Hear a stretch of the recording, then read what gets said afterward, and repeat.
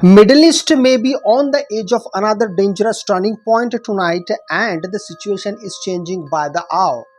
Just when many people thought tensions were finally cooling down, Iran reportedly launched another wave of aggressive attacks, sending a clear message that the region is far from stable. The timing could not be worse. A fragile pause in fighting had created a small window for diplomacy, but that window now looks like it's rapidly closing.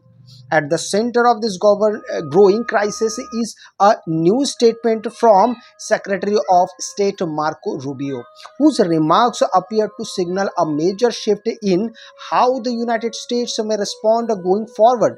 The combination of renewed military escalation and changing diplomatic language is now raising alarming not just in Washington but across Europe, the Gulf, and global financial markets as well.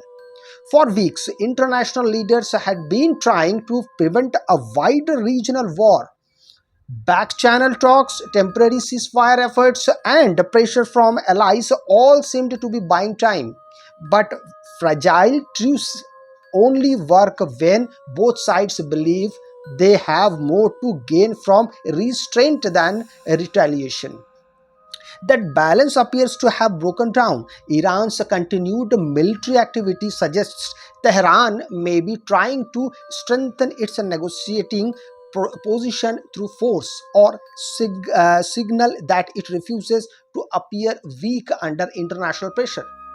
Either way, the optics are serious.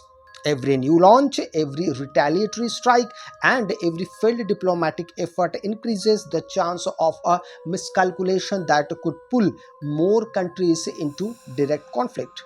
Rubio's latest comments are now drawing intense attention because they hint that Washington's patience may be wearing thin.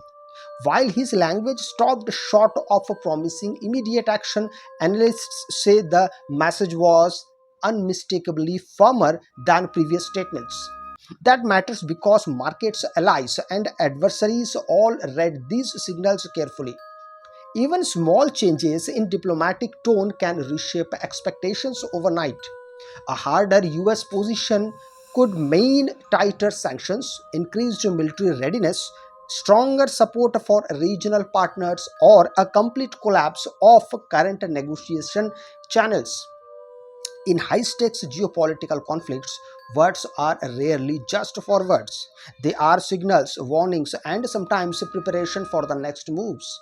The economic implications are already impossible to ignore. Oil trades are closely watching every headlines because any disruption in the Middle East can immediately affect global energy supply routes. Rising tensions often mean rising oil prices, which can ripple through everything from gas prices in the US to inflation concerns worldwide. Investors hate uncertainty, and right now, uncertainty is dominating the story. Defense stocks often react differently in these environments, while broader market become increasingly sensitive to geopolitical headlines. So even if this conflict feels geographically distant to many Americans, its effect could show up in every costs, retirement portfolios, and future Federal Reserve decisions. What makes this movement especially dangerous is that both sides appears locked into positions where backing down carries political risk. Iran faces internal and external pressure to project strength.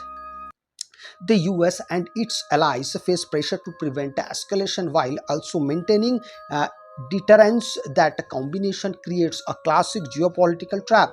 Nobody wants a larger war, but every move designed to avoid weakness can unintentionally increase the odds of confrontation.